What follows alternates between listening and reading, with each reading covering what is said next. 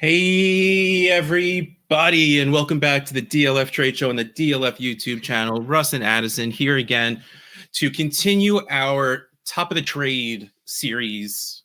I just came up with that right off the top of my head. Yes. Oof, that was good. And last week we did quarterbacks, which means if we're going down in how you have to set your lineups, next comes running back, and that's what we're doing. Plus, I'm always a fan of getting running backs out of the way because they're running backs. Who cares? These guys we matter, care a little bit. Yeah, we're gonna hit that point where it's really funny when you stop and think about back in the early 2010s when the first round of redraft, even Dynasty, was like all running backs, of course, one quarterback. It had nothing to do with the depth at the position. Well, it had nothing to do with there being depth at the position. The fact was that there were so many not good running backs that the good running backs got really valuable. Mm-hmm. We might be headed there again. And that's why I think this is a very, very important show to do, because if you're like me, you hate running backs. But if you're like me, you hate running backs even more in January. Well, I guess I have to say February because it's the 31st and it's going to be the 1st when you put this out. You know, it's February, so points mean absolutely nothing. And to me, running backs value greatly decreases if there's no points involved. But maybe that means now's the time to go try and trade for them, right? Like, yeah, we're following the same aspect of how we pulled it off last week, where last week for quarterbacks, we did two guys we consider top tier and then one guy in that next tier down. Just to put it out there, Bijan is not going to be here because we talked about him like 2-3 weeks ago with the whole Arthur Smith being fired thing. So all of that still stands. Like, nothing has changed. They hired Morris, was it? Raheem Morris and then Zach Robinson from the Rams. Right. They did hire an OC. So yeah, honestly, I feel like that's good. So it's better than Arthur. Like we said, it couldn't get worse, and it didn't. You know, seeing Raheem Morris come in, it was just like, all right, what's that next domino now is the one that mattered. If they didn't bring in someone of like an offensive genius, like a McVay or a Shanahan as a head coach, it just then mattered who the OC was going to be. And we have an interesting name at OC. So Bijan, the raise we thought he would get. Don't double count it. We knew this was coming. Just if you liked Bijan, still like Bijan. But also, when we were talking about the second tier player, we had a couple list of players. Addison asked which of these players I would be interested in. And the first name that popped out to me was Devon Achane. And what was funny is he's not in this show either, but that's because apparently the prices were so low, it wasn't a very good talking point. So if you are a fan of Devon Achane, go send some offers. I believe one of them that you brought up, Addison, was for the 111. That's where he was drafted last year. Now, I get there's difference between draft classes and everything, but like, I mean, if he was in this running back class with the knowledge that we have right now, he's very easily the RB1 in this class. And the 111 is where you start considering taking running backs in this class. So it's pretty easy. Yeah, so you need to, like, that needs to be pushed up to at least the bottom of that top tier, that 107 area. Mm-hmm. Like, and again, while that only sounds like 4 or 5 picks, it's a lot when it comes to the tiers of players available. So yeah, like, that being said, if you believe in Achane, go see what you can do. But let's talk about the players we are going to talk about, because that's what we're going to talk about. That was good. I like that. We're here to talk about Jahmyr Gibbs, who is very, very good in a situation that this past weekend didn't go very, very good for them. But like, that team is on the upswing. That team is now going to be considered one of the better teams in the NFL. And they are a team that likes to run the ball. And he is the guy that it seems like they are going to be running the ball with a lot. And Ben Johnson's staying for whatever reason. So we have another year. I didn't hear that was. Yeah, he told the Lions that he's staying. He told Washington and Seattle he's out. He's staying in Detroit. Unfinished business. That's what I was about to say. He's like, I don't like the way that went down. I need one more year. I need one more year. So 2024 is just repeat it all back. Yep, bring it all back exactly like it was. And again, that's not a bad thing. Is Gibbs your one? No, Gibbs is my 2B. Yeah, I was about to say, like, him It's and all a Breece Hall tier. are, I like, really don't care. Yeah, it's. and I think we're talking about Breece Hall next. So they could be holding hands at 2, and that's fine.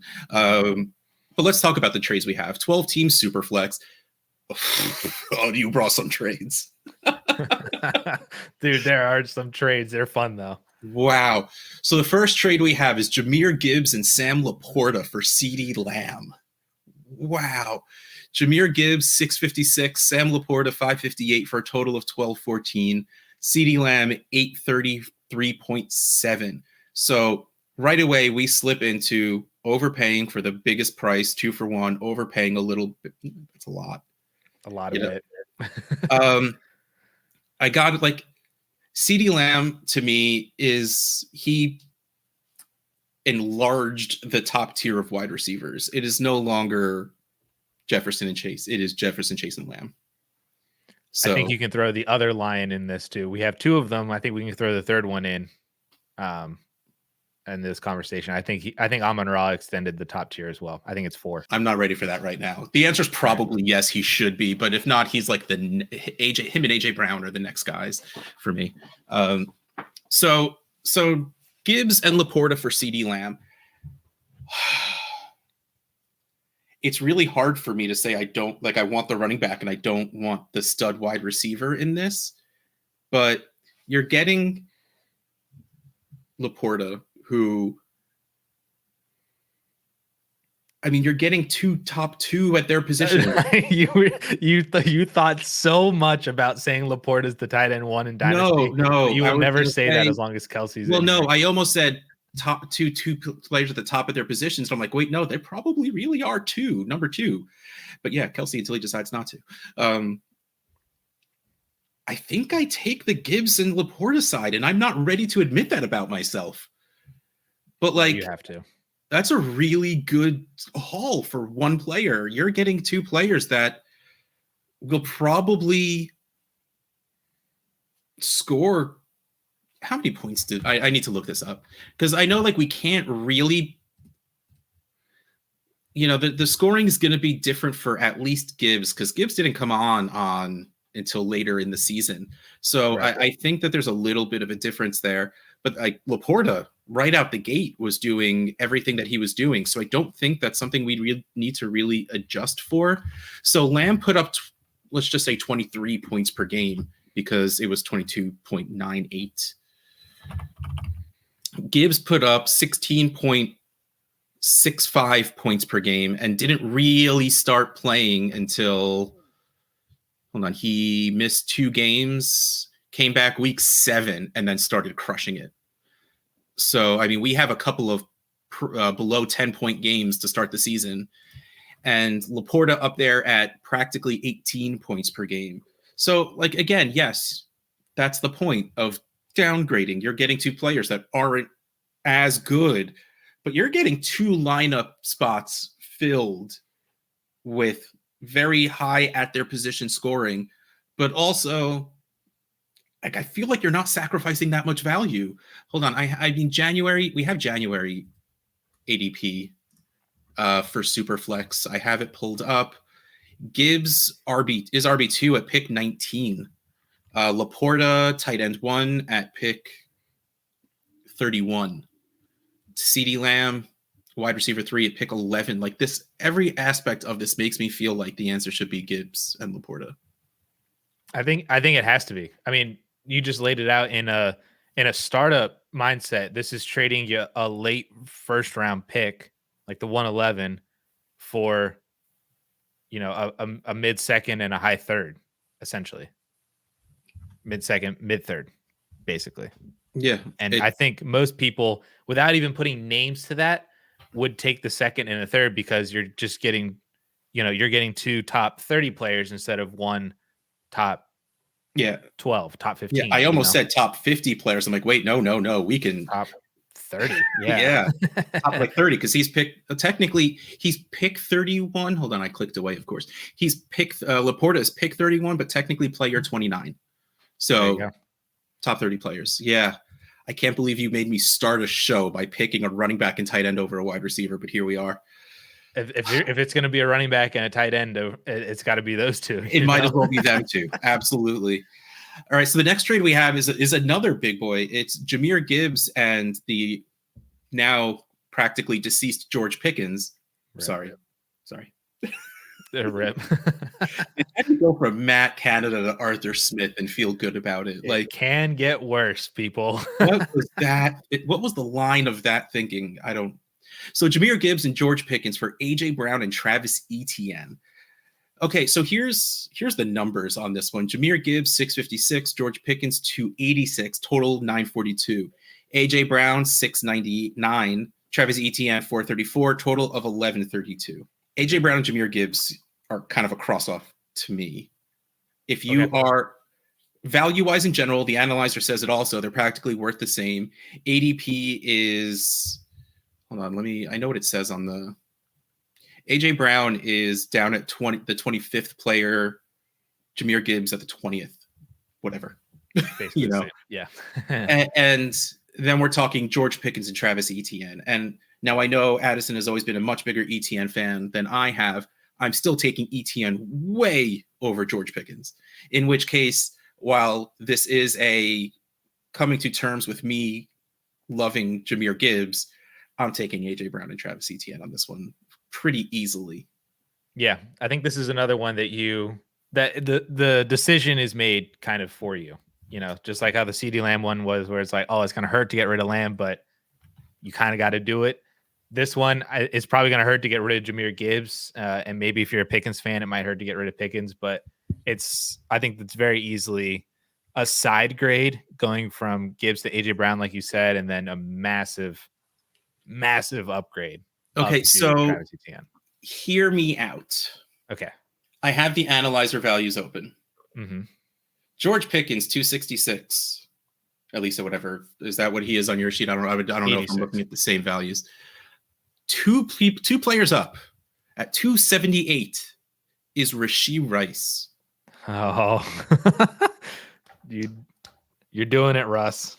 And then that, first of all, that is going to adjust very soon. But like, here are a couple of other players like Rashee Rice. Nico Collins doesn't really do it for me, but like, that's the thing. Rashee Rice is out of place. Like, I'm scrolling up and we have to hit that like Michael Pittman, DJ Moore, DK Metcalf, T. Higgins. Sorry, I saw the name. That's when I would start thinking about taking the Gibbs side. And honestly, like I said before, ETN is worth 433.9. The wide receivers that I just started listing are 374 to 380. So again, we're talking about that 50, 60 point difference in an analyzer where that's an early third, late second. In a trade of this magnitude, that value doesn't super matter that much. Right. Yeah. You need to get to the wide receiver point where you're okay downgrading from Gibbs to ETN. So then what is the equivalent downgrade kind of from AJ Brown to that wide receiver, to kind of make this trade even? So we did mention the player that Jahmyr Gibbs is holding hands with in that running back 2 spot is Breece Hall. And to me, it's a little bit more fun to talk about Breece Hall because there's a little more feeling because he's on the Jets.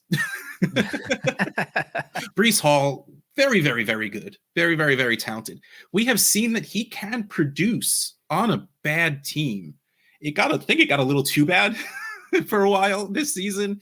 Like, the situation was just so bad when they were out there with Trevor Siemian and other people Boyle. There you go. I'm like, I knew there was other people that I just wasn't going to be able to think of. Well, their ex-quarterback Joe Flacco was, taking his, team to the playoffs, but that's besides the point. But to me, Breece Hall showed that he should be a top-tiered running back because he was still producing on that awful, awful team.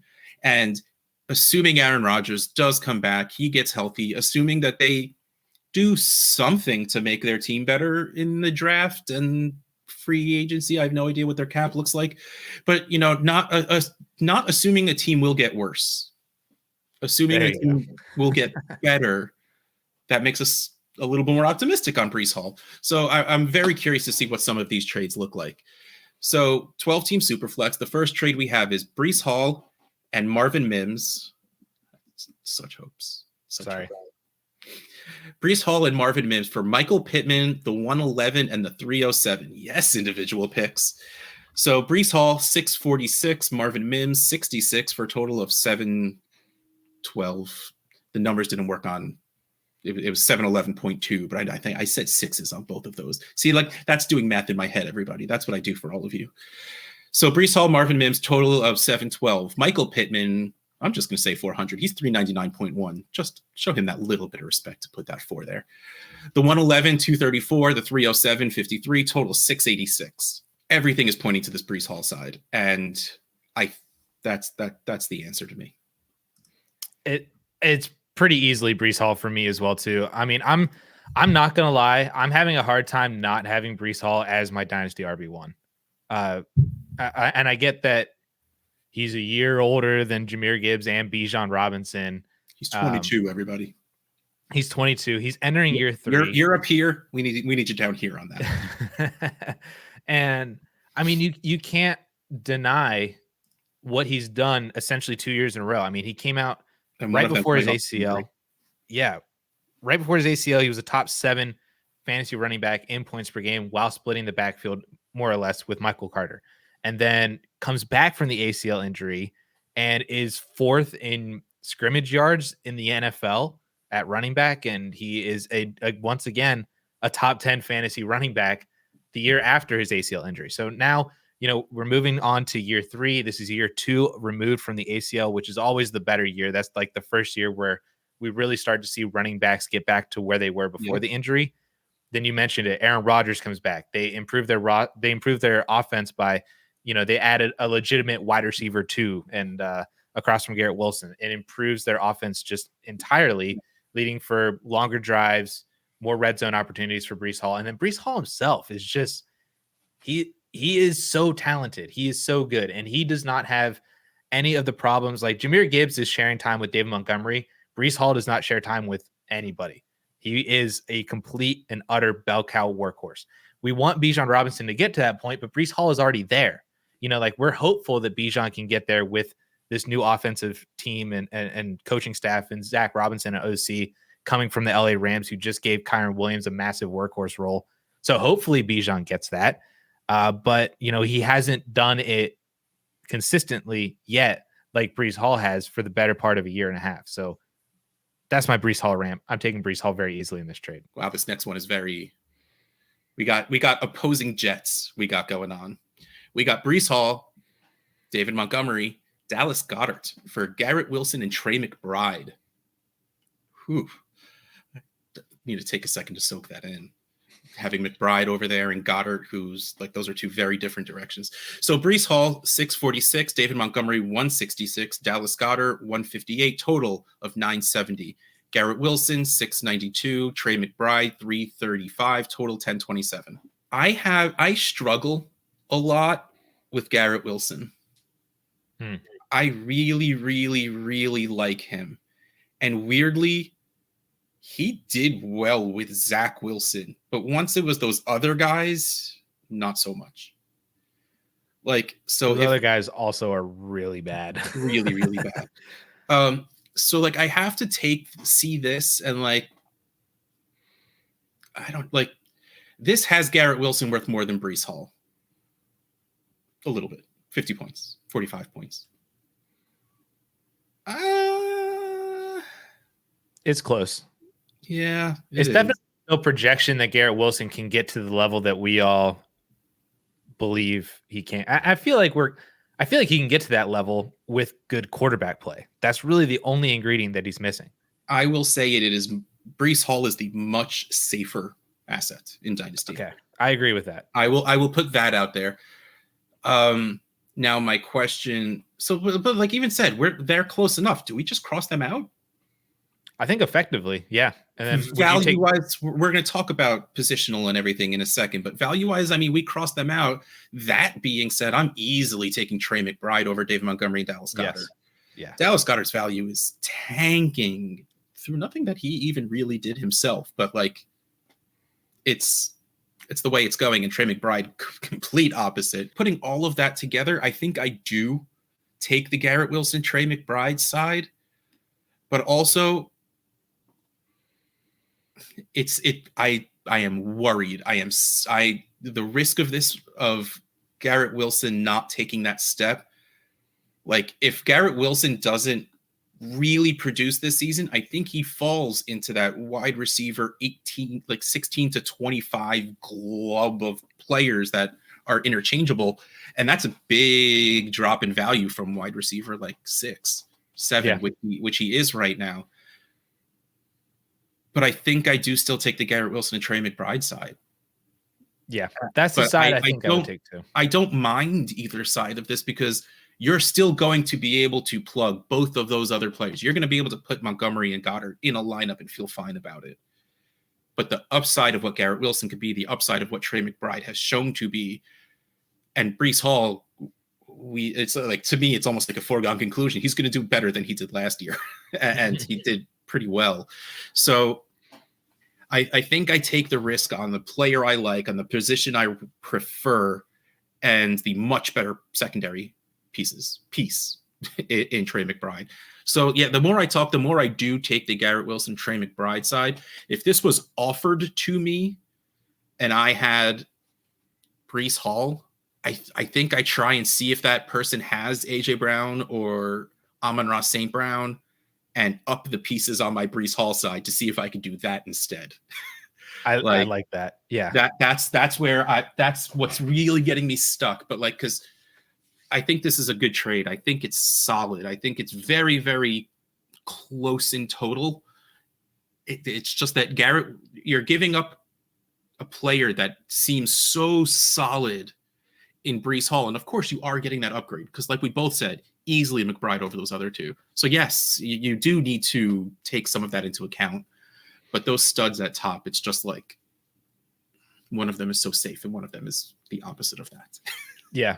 But if Garrett Wilson, like, I do think that is something that we need to talk about with Garrett Wilson, and honestly, probably with Chris Olave as well too. And yes, it's something that we're kind of already starting to do with Drake London, where these Drake three London guys are, if they don't produce this year at a wide receiver 1 level, then they are T. Higgins. I think London bought himself like and I meant to say we've done it with London, not I'm done with London. Yeah. If London shows an increase, he's going to buy himself a year just because of getting out of Arthur Smith and Desmond Ridder. Yeah. But I really think this is that make it break it year for Olave and Wilson. Yeah, definitely. This is the third year, right? Like this is year 3 for all 3 of them. Yeah. Yeah. So but if Wilson with Aaron Rodgers, like if we have some sort of, I'm not going to say Garrett Wilson turns into Devontae Adams with Aaron Rodgers, but if we have some sort of like, you know, Brandon Ayuk kind of level ceiling, or Jalen Waddle 2 years ago season from Garrett Wilson, I mean, he would be a top. He would be over AJ Brown by this time next year. Until we start saying, well, is Aaron Rodgers coming back? What's their quarterback situation? And then we start hitting all that too. But then by then, Breece Hall will be turning 24 and end of his contract. And how does any dynasty manager not have gray hair with how much stress we put on ourselves trying to think things through? Of course, I mean, I've had gray hair since I was your age. So like, that doesn't even really count, but like the way we overthink things is like monumental. It's ridiculous. The Seahawks just hired Mike McDonald, the Ravens defensive coordinator, as their new head coach. That is a very Seattle thing to do. He is now the NFL's youngest head coach at age 36. I didn't realize it was that young. But like, I mean, you just led a historically good defense, so yeah, you're probably going to get a job in Seattle. Seattle. Now again, same thing with Morris. Now we need that next domino is going to be very important to how we feel about Metcalf and Njigba and Smith and Jigba and Kenneth Walker. Yeah. Oh, and we're about to, not the next one, but the one after has DK Metcalf in it.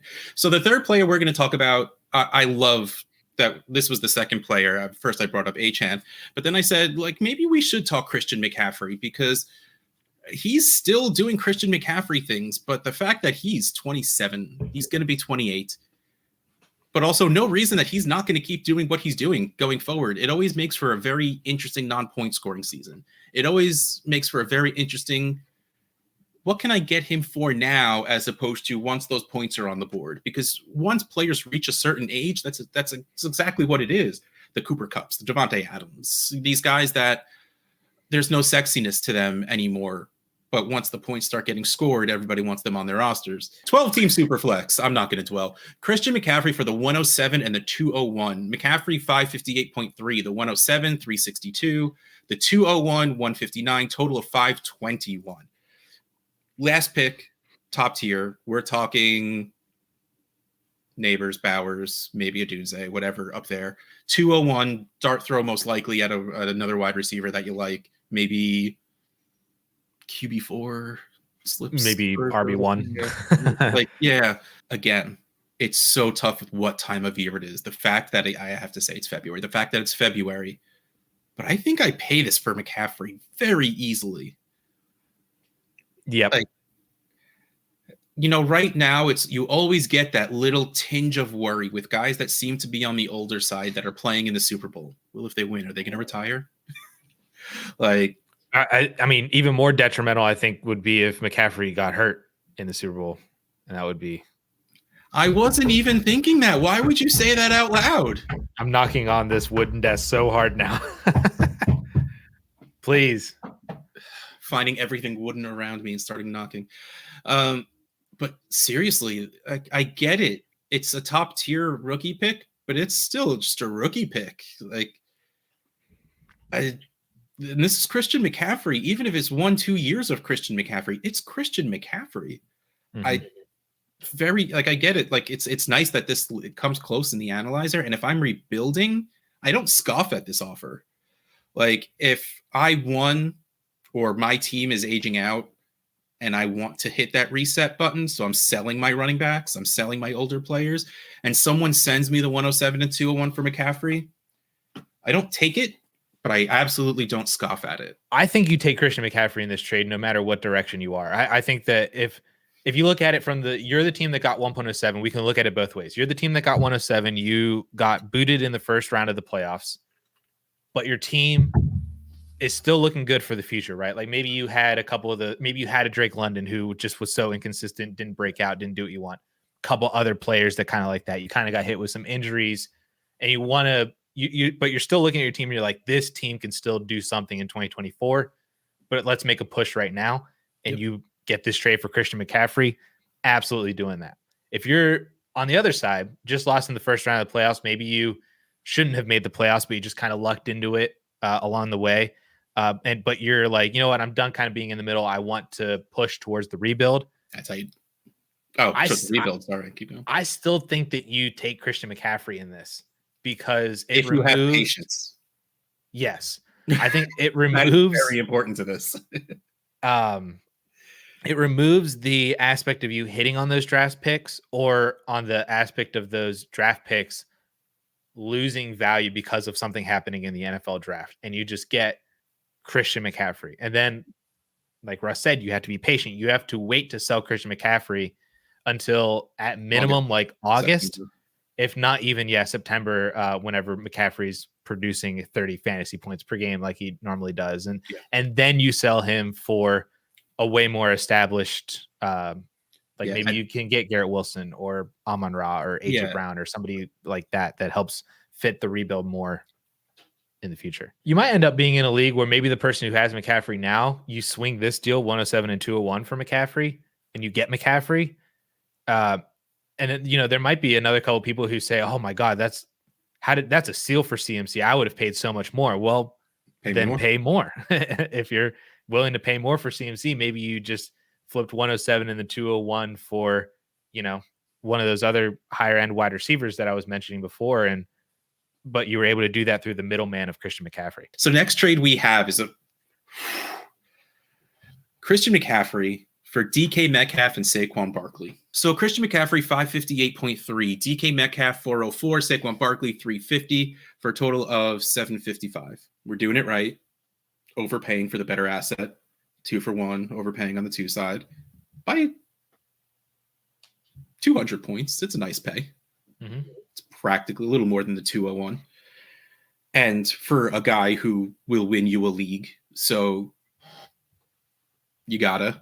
I don't think I could trade them away for McCaffrey, though. Like, McCaffrey is like the one guy where you can't be like, well, they're going to score like this % of what he does, because the answer is never going to be as high as you want it to be. Because McCaffrey can put up 30 points a week, and it's no one would bat an eye without even scoring a touchdown. It's McCaffrey. That's what he does. Yep. If situations were better for these two specific players who I love, I would easily take that side. If I knew who the offensive coordinator was in Seattle and they made a change at quarterback, and if I don't know what happened, lots of things have to happen to the Giants for me to feel better. Though Barkley, Saquon's a free agent. He's a free agent, so he could. But that involves some risk in and of itself as well too. Is the market not necessarily there for Saquon? Does he sign to a weird team? Yeah. But there's 3 spots. I mean, I think that if he goes to Baltimore, Dallas, or the Chargers, in my head, I'm like, how funny would it be for Saquon Barkley to end up on the Cowboys? That would be hilarious. Or Houston. I'll add Houston as the 4th one. I didn't even consider. And they have money. Yeah, they have like the 4th or 5th most cap space. Yep. I don't know. Like, I'm stuck. Like, the answer should be Christian McCaffrey, I think. But I really like those 2 players. I think you are making your team better by having 2 players who can any given week put up 20 points plus. I'm taking Saquon and DK Metcalf for this one. I think this is a phenomenal way to trade down from CMC. You're still getting a top 10 fantasy running back, dynasty running back in Saquon Barkley. You actually gain a year of age back, which may or may not sound significant, but when you start getting into, 27, 26, and then 28, 27, and like, by the start of the season, that could make somewhat of a difference.